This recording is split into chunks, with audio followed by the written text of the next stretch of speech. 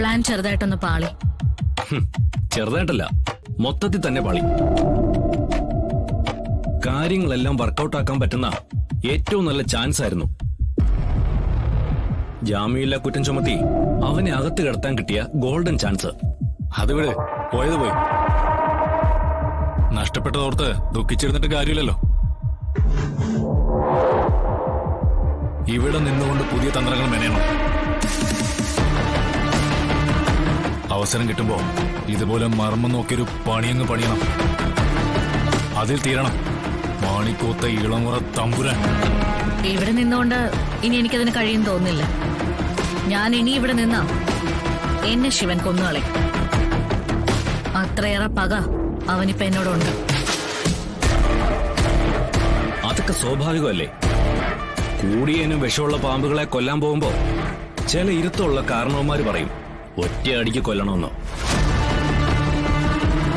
ആ അടിക്കൻ ചത്തില്ലെങ്കിൽ രണ്ടാമത്തെ അടിയടിക്കാൻ നമ്മൾ ചിന്തിക്കുന്നതിന് മുമ്പ് അവൻ നമ്മളെ പണിതിരിക്കും.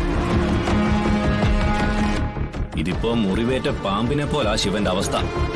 കൊല്ലാനായി അടിക്കുകയും ചെയ്തു, ആളൊട്ട് ചത്തതുമില്ല. തീർച്ചയായും അവനൊരു പണി നിനക്കും തരും. എന്നാ പിന്നെ ഇനി ഇവിടെ ഇരുന്നുള്ള സംസാരമൊന്നും വേണ്ട. എത്രയും പെട്ടെന്ന് ഇവിടുന്ന് പോവാം.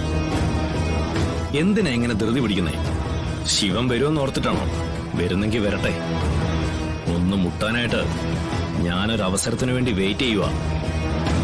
കൈയും കാലും ഒക്കെ നനക്കിട്ട് കുറച്ച് നാളായി.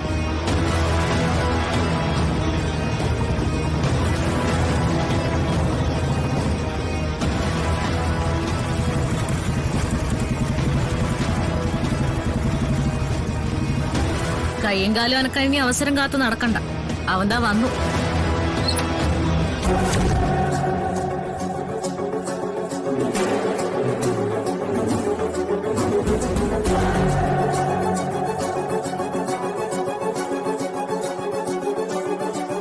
എടി അസത്തെ, എന്നെ ഈ നാട്ടിൽ നിന്ന് ഓടിക്കാനുള്ള സകല കഥകളും ഉണ്ടാക്കിയിട്ട് നീ രക്ഷപ്പെടാൻ നോക്കുന്നോ?